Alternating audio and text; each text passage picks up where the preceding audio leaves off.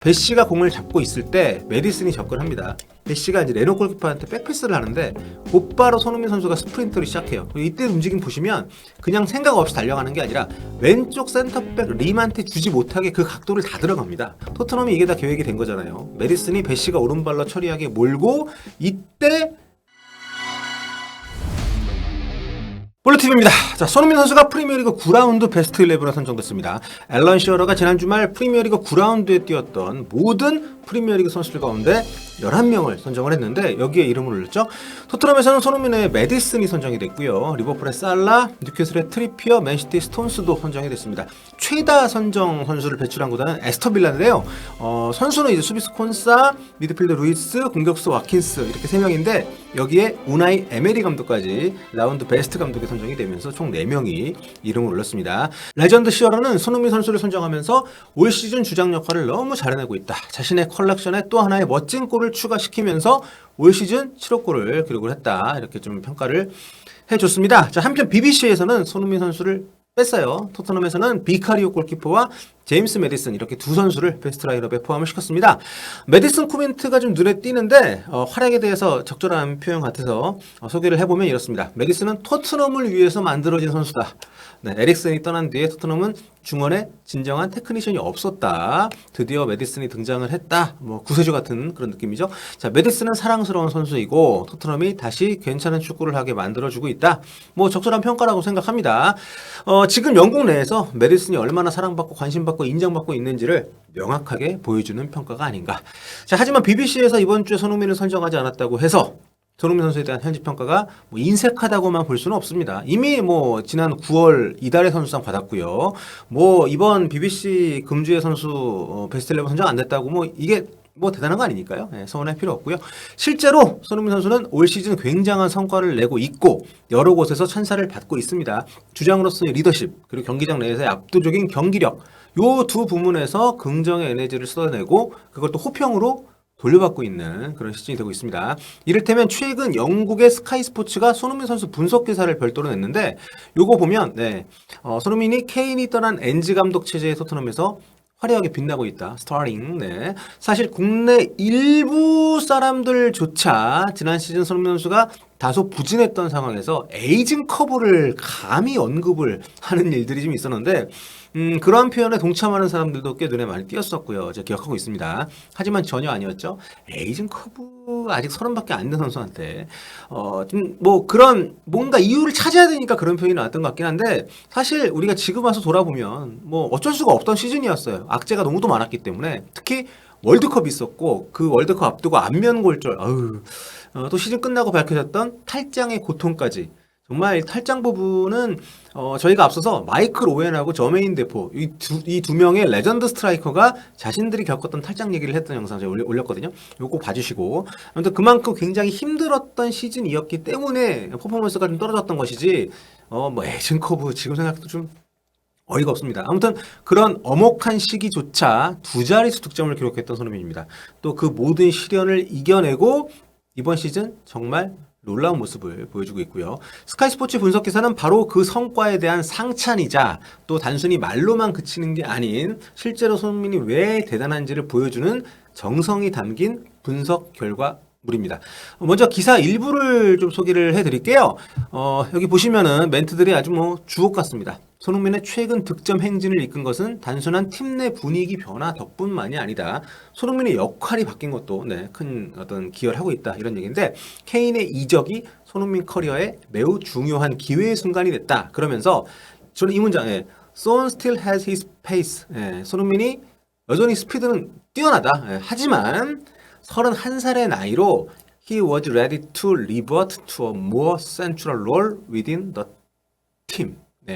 이게 단순한 문장이긴 하죠. 그러니까 중앙지향적인 역할로 팀 내 자신의 역할을 바꿀 준비가 되어 있었다. 뭐 이런 뜻인데 여기에 31살의 나이라는 것을 따로 이렇게 강조한 부분 저는 이걸 좀 주목해야 된다고 봅니다. 여전히 스피드가 있기 때문에 윙어 자리에서도 충분히 리그를 씹어 먹을 수 있는 경쟁력이 있는 선수지만 팀 차원에서 그 자리가 필요했기 때문에 어떻게 보면 자신이 준비된 그 역할을 맡을 준비가 되어 있던 선수였기 때문에 가능했던 포지션 변화라는 그런 좀 암시라고 할 수 있겠는데 그러면서 이 기사에서는 손흥민의 이러한 변화를 호날두의 과거하고 연결을 짓고 있습니다.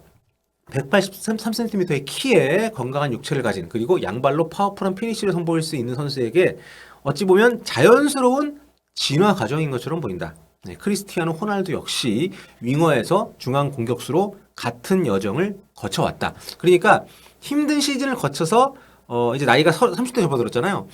새로운 포지션에서 새로운 스타일로 자신의 새로운 전성기를 열어가고 있다. 이런 얘기를 호날두에 빗대가지고, 지금 호날두 이미지가 좀 그렇지만 어쨌든 선수 그 퍼포먼스 차원에서 봤을 때 어떤 그런 패턴 쉽지 않다는 거죠.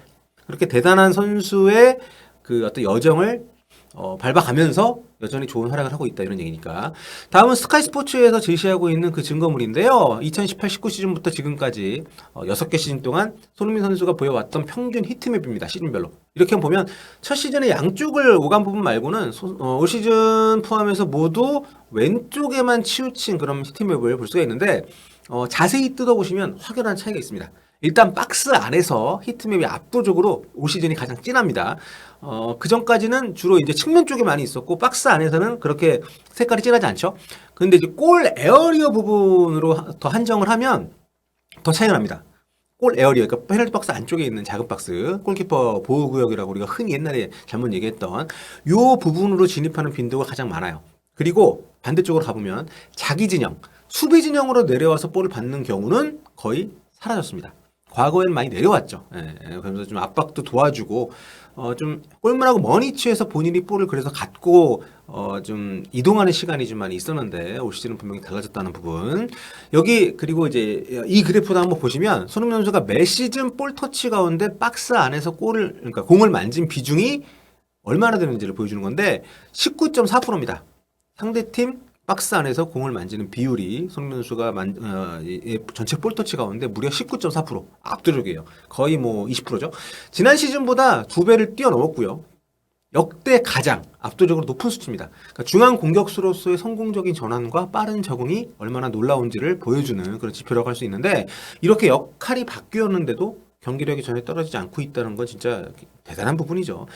그리고 이제 히트맵으로 다시 돌아가면 여기 소소하게 지난 새 시즌 코너킥을 전담했던 게 사라진 것도 눈에 띄는 부분입니다. 확실히 팀 내에서의 어떤 위상이나 역할이나 많은 게 달라졌고, 그런 변화에도 불구하고 정말 좋은 모습 보여주고 있다는 거. 하지만 제가 개인적으로 가장 주목하고 있는 것은 이런 포지션 변경 그 자체는 아닙니다.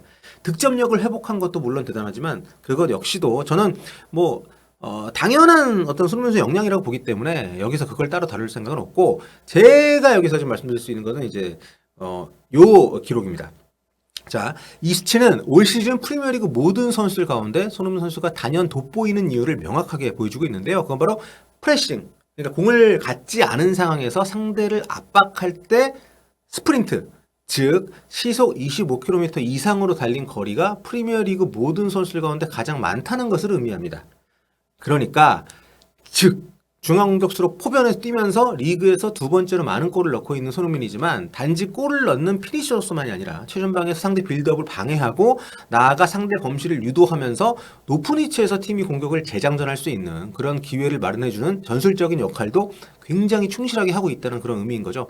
이거는 제가 뒤에 이따 경기 내용 보면서 말씀드릴 텐데, 손흥민 선수가 진정한 팀 플레이어이면서 단순한 골게터 이상의 기여도를 보여주고 있다는 거, 굉장히 영리한 플레이어라는 거, 그 증거라고 할 수 있습니다. 게다가 손흥민의 이러한 피지컬적인 컨트롤 능력이 팀의 분석과 선수 스스로의 어떤 상황 판단에 따라서 놀라운 시너지 효과를 내고 팀을 1위까지 끌어올렸다는 그런 어떤 징표이기 때문에, 이를테면 1골 1도움으로 팀 승리를 가져냈던 지난 그 풀럼전, 이때 주요 장면을 보면서 좀 말씀을 좀 나누면 여기서 확인이 됩니다. 이날 토트넘의 포스테코글루 감독, 풀럼의 약점을 파악하고 선수들에게 이걸 전달을 하면서 그 부분을 집요하게 공략을 하도록 합니다. 그러면서 승기를 잡아요. 토트넘 경기 운용의 승리라고 할 수 있는데, 여기서 손흥민 선수가 올 시즌 포변의 정석, 단지 중앙 공격수로서 골 넣는 것 이상의 기여도를 보여주고 있는지를 확인할 수 있는 부분이기 때문에 말씀드리는 겁니다. 대표적인 게 바로 이제 이 지점인데요.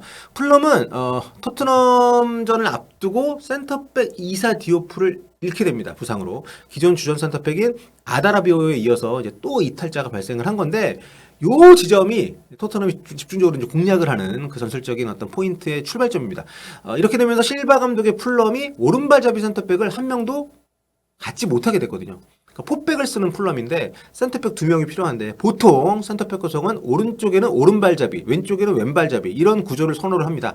그런데 아다라비오의 디오프까지 빠지게 되니까 그럴 수가 없게 됐어요. 그래서 이날 토트넘전에 2명의 센터백 중 한 자리, 그러니까 왼쪽 센터백 자리에는 기존의 팀 림이 선발로 출전을 하되 오른쪽 센터백에는 백업 센터백이면서 오른발잡이가 아니라 왼발잡이인 케빈 배시가 나올 수밖에 없었어요.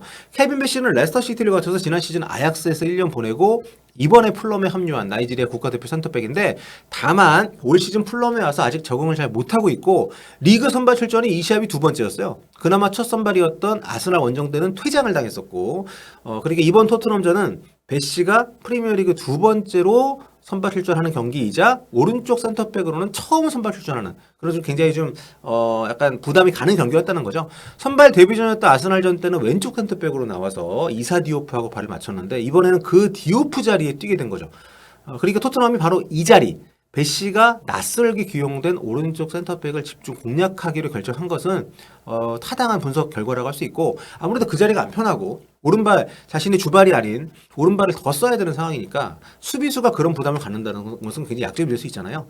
그래서 주요 장면을 보겠습니다. 풀럼의 여러 약점이 겹친 부분입니다. 먼저 손흥민 선수가 골키퍼를 향해서 스프린트하면서 압박 들어갑니다. 그러니까 레노 골키퍼가 공을 황급히 오른쪽 센터백 배시에게 넘기죠. 이게 아무것도 아닌 것 같지만 다 의도가 된 게 손흥민 선수가 골키퍼를 배시 쪽으로 몰아요.